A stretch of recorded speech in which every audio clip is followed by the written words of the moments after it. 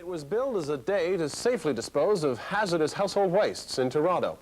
But residents of the East Riverdale district used it as a platform to focus attention on hazardous soil in their yards. The story from Stu Patterson.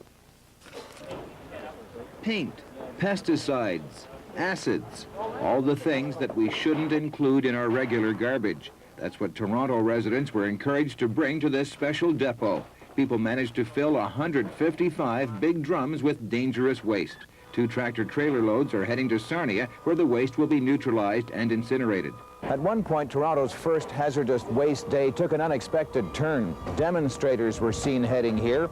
They were carrying contaminated soil. Get the lead out! Get the lead out! For years, South Riverdale has been plagued by lead pollution. It's in the soil.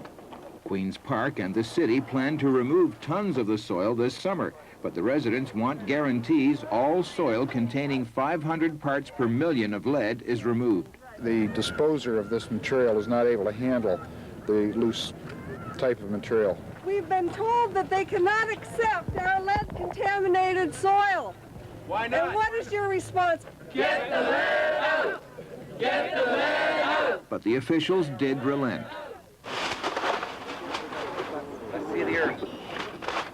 I think that we brought an awareness that we are concerned and that we're not going to give up. He's at the age now where everything goes into the mouth, and I simply can't have him playing in our backyard because the soil does end up in his mouth, and I don't want to be worried about those effects. The demonstrators also want their homes thoroughly cleaned after the soil is removed. They say there's no use leaving all kinds of lead-contaminated dust particles around. Stu Patterson, CBC News, Toronto. Queen's Park has given South Riverdale residents reason to celebrate tonight. The Ministry of the Environment will start removing contaminated soil from the area in 6 weeks' time. Okay, get ready. Go.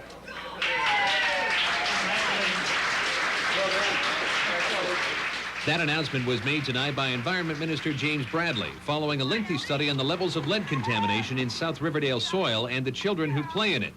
He said high emission levels from the Canada Metal plant on Eastern Avenue have resulted in elevated lead levels in the environment. The program will remove soil from as many as 1,000 homes in an area bordered by Booth Avenue on the west, Lang to the east, Queen Street on the north, and Eastern Avenue to the south. About a day for the removal and a day for the reinstatement of the lawn and the sod. And we would expect very small equipment, a minimum of disruption to neighbors. Most residents we talked to tonight thought it was a good idea. But in 1977, 49 homes in the area underwent a similar program. Recent tests have found lead contamination on those properties has since risen to previous levels, which brings about the question of recontamination. I don't expect it is going to happen again, that we'll have to get into one of these programs in this neighborhood again. I think by continuing to tighten our regulations, continuing to cut down on emissions right across the province, we're unlikely to see this happen again. Unlike McClure Crescent to the north, soil from South Riverdale has a place to go. The contaminated dirt will be dumped at either the Keel Valley or Brock Road landfill sites, which will most likely prompt local opposition. I imagine they'll have some concerns, and I think we'll have to prove to them that this kind of soil is only a problem when it's in someone's backyards and getting under the fingernails of kids and getting into their stomach. Soil removal will start at the end of July. 25% will be done by fall freeze-up, the rest next year, when the ministry hopes to be able to tackle other contaminated areas of the city. Good evening. Environment Minister Jim Bradley has announced a project to remove lead-contaminated soil from properties in South Riverdale. CFTO's Ken Sherman reports.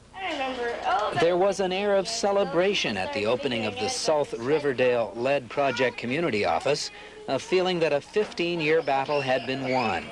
Environment Minister Bradley announced that all residential properties in the area with lead levels of 500 parts per million or more will have the soil replaced. He estimated that 1,000 properties will qualify. The city and Metro have agreed to help fund the project, but the minister said Canada Metal Company, the source of the lead, has not yet agreed to make a meaningful financial contribution. He said that court action could result. That's very difficult to say, and I wouldn't want to prejudge what the company may wish to do in the next short period of time, but if we have no indication of participation of any significant size, we would certainly be going to court. The project will begin in August and will be completed next year. Resident Anya Suttle is delighted. Oh, I'm so relieved. It's an immense relief to feel that the soil is finally going to be going, because it's a horrible feeling to sort of just be watching him all the time and stopping him doing what kids do normally, which is sort of getting down into the mud. Children in the area have significantly higher blood lead levels than other urban youngsters. The soil will be taken to landfill sites where it can't harm any children. The bill could be $6 million. Ken Sherman, CFTO News. Lead is capable of causing brain damage. Our science and medicine specialist, Eve Savory, reports. What's a puppy say? What's a pig say? Daniel Claus Nesbitt's mom is washing his room again. What's your kitty cat say? She does this every day because in the house dust is lead, and Daniel has already been treated once for lead levels that were 3 times what's considered safe.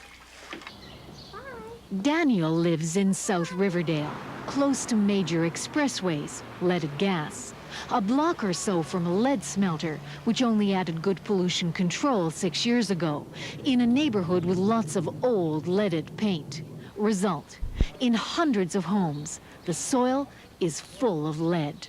While I was doing all this gardening, I had flowers and everything, he would be right beside me with his trucks. Every day seemed he'd be having a mouthful of dirt, and I just thought it was funny. I'd wash it right out, and I just thought it was funny. I didn't know the soil was contaminated yet. But it was. Contaminated with a metal that even at low levels is associated with lowered IQ, shortened attention span, learning disabilities. His prescription. Where you have it in the soil, replace the soil. And now it's going to happen.